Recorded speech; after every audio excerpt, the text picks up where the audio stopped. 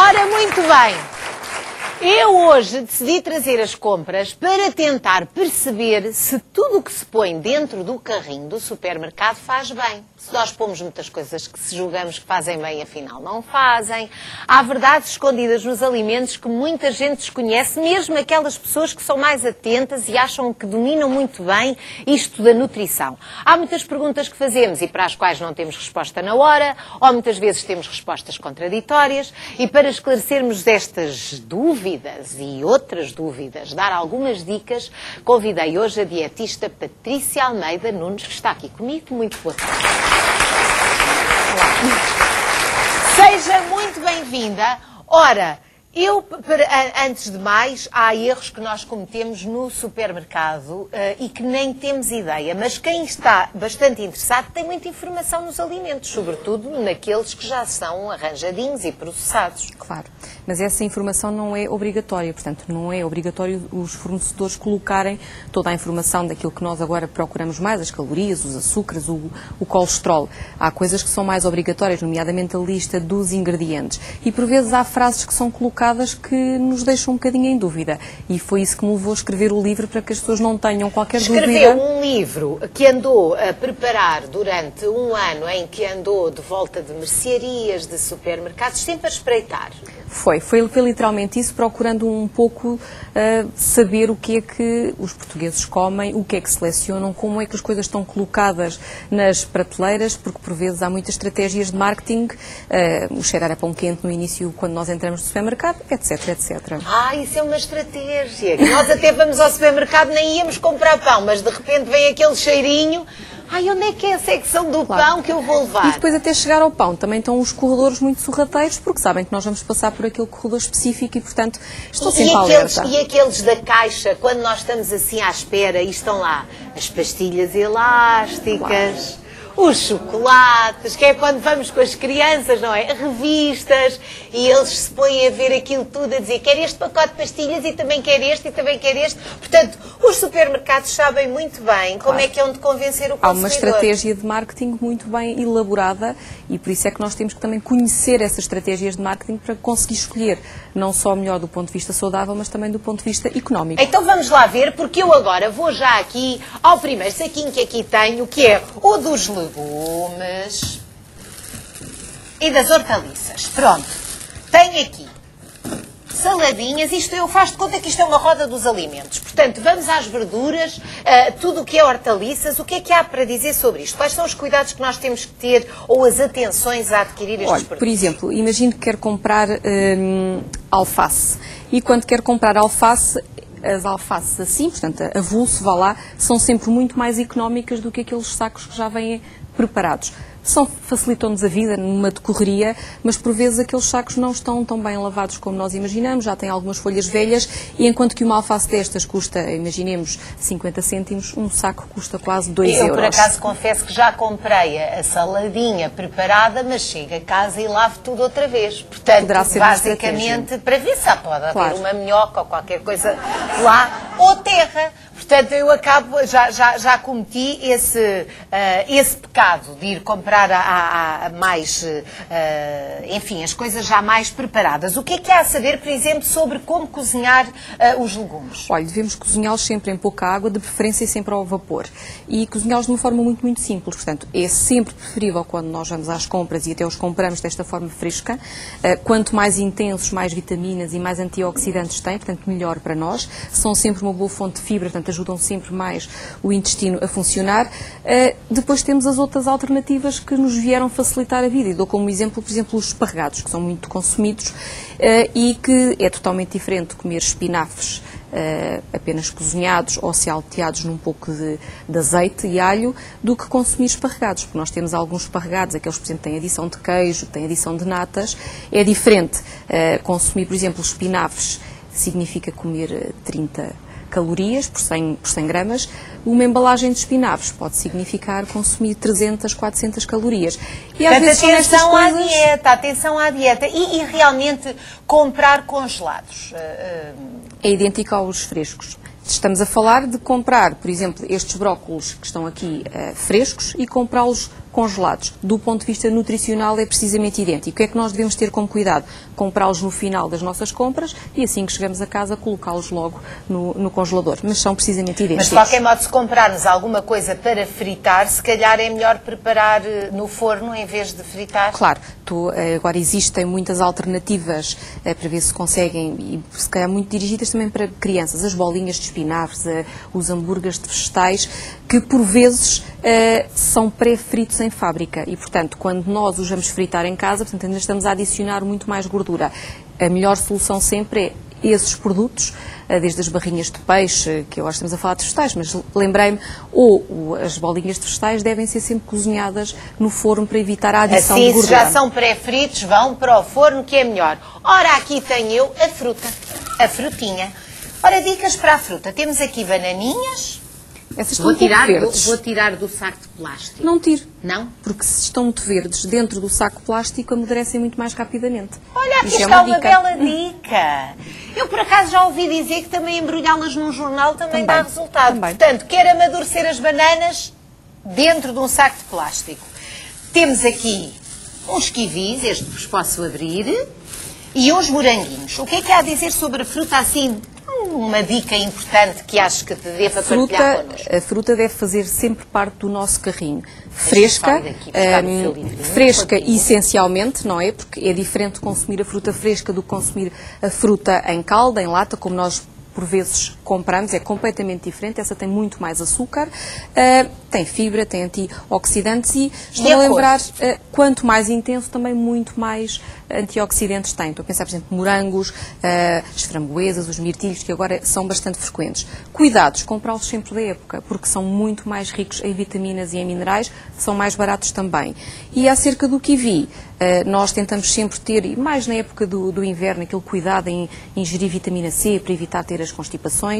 Um kiwi é igual a comer 3 laranjas. E, portanto, para quem se preocupa com isso... Quem não gosta muito de kiwi é melhor passar a gostar porque é ótimo. Outra coisa que estava aqui a pensar era em sumos de fruta. Algum conselho?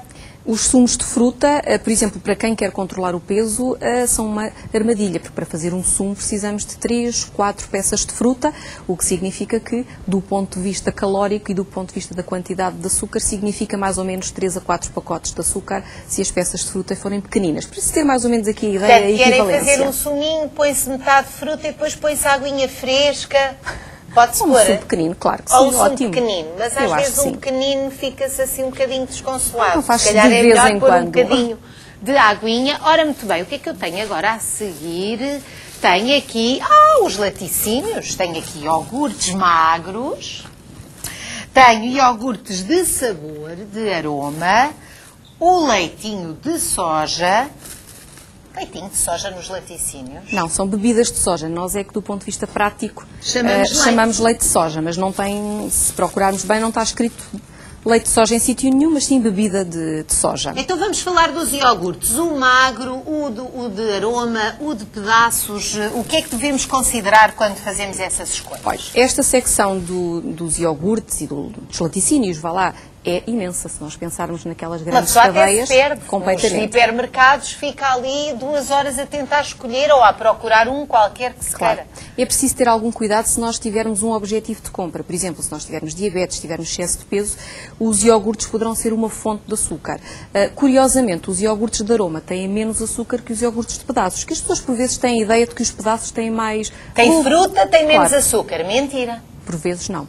Por vezes o do aroma...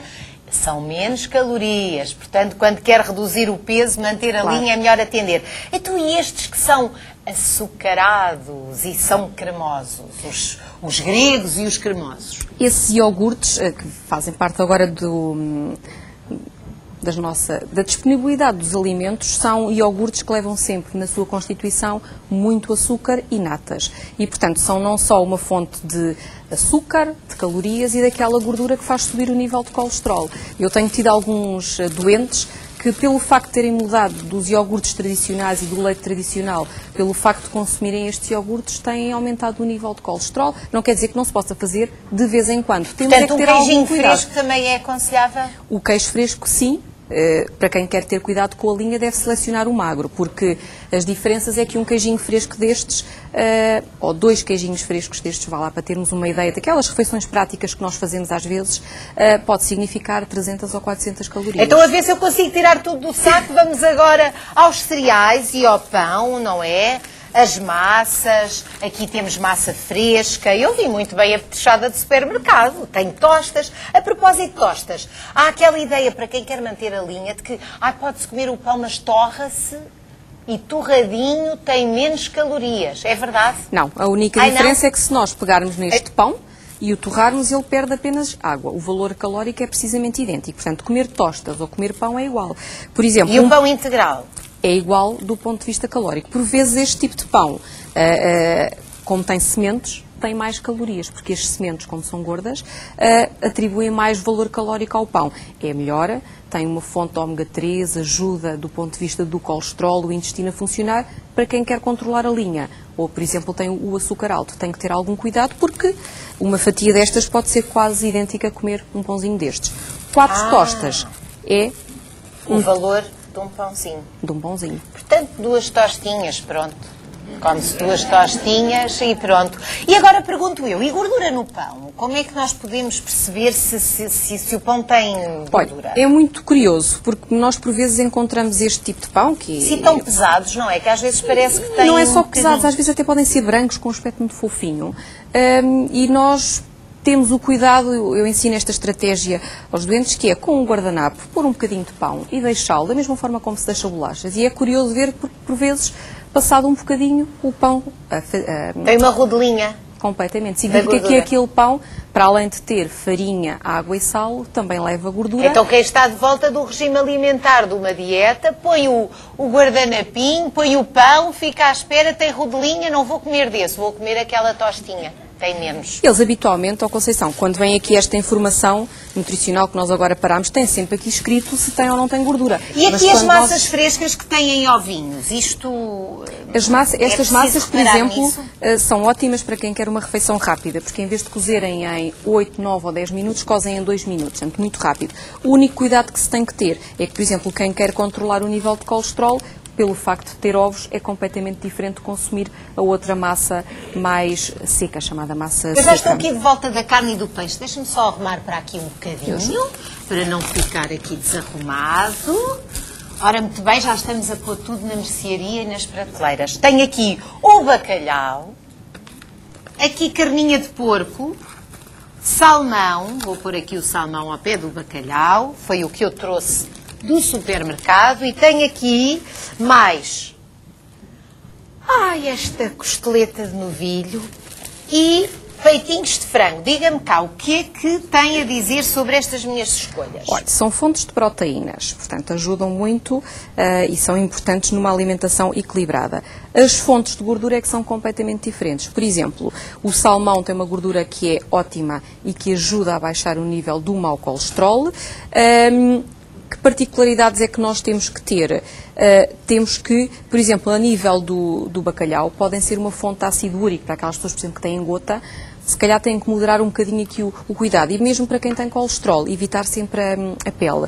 A nível das carnes, o porco, coitado, é sempre muito incriminado como uma carne gorda, mas nós dentro dos vários tipos de carne temos carnes que são gordas e carnes que são magras. E, portanto, se for o porco, a chamada, por exemplo, o lombo, a costeleta aquela que não é a do fundo, a costeleta do lombo, são carnes magras. E, portanto, para variar a alimentação, nós podemos consumir entre porco, frango, peru, menos vezes a carne de vaca e a carne de vitela, porque é aquela que tem mais gordura. Aqui sobre o bacalhau, há uma nota, porque este seu guia no fundo um guia para nos alimentarmos, mas que passa pela ida ao supermercado e pelas nossas escolhas. E fala aqui, eu reparei aqui numa nota, sobre o ácido úrico relacionado com o bacalhau.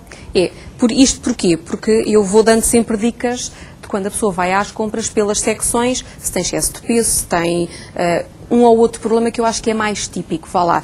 E achei uma curiosidade dar indicações às pessoas, aos consumidores, saberem que o bacalhau é de facto uma fonte de ácido úrico e, portanto, não de ácido úrico, mas de purinas. E estas gorduras do peixe que também se percebe que são melhores do que as da carne, mas tanto o salmão como o bacalhau, cuidado com o colesterol, também não abusar, não é? Mas qualquer das formas, como são uma fonte dos ômega 3, isto em termos internos tudo se equilibra, e o que nós damos como recomendações para quem tem colesterol a mais é optar por consumir os peixes gordos, nomeadamente o bacalhau. Olha, pois é, olha, quem é que não gostava de ter a Patrícia Almeida Nunes no supermercado, não é? Nós assim, fomos... Não, ai não, este não. Então e este aqui? Esse já pode, mas assim muito não, pouquinho. Íamos fazendo isto e orientávamos. Para quem quer saber todas as dicas, eu devo dizer que são, deixe cá ver, mais de 400 páginas com dicas, com informações úteis sobre as calorias, sobre os nutrientes de cada alimento, sobre os truques dos supermercados, tudo e mais alguma coisa. Aqui está uma especialista em nutrição no supermercado e também hoje no Boa Tarde. Muito obrigada. Obrigada.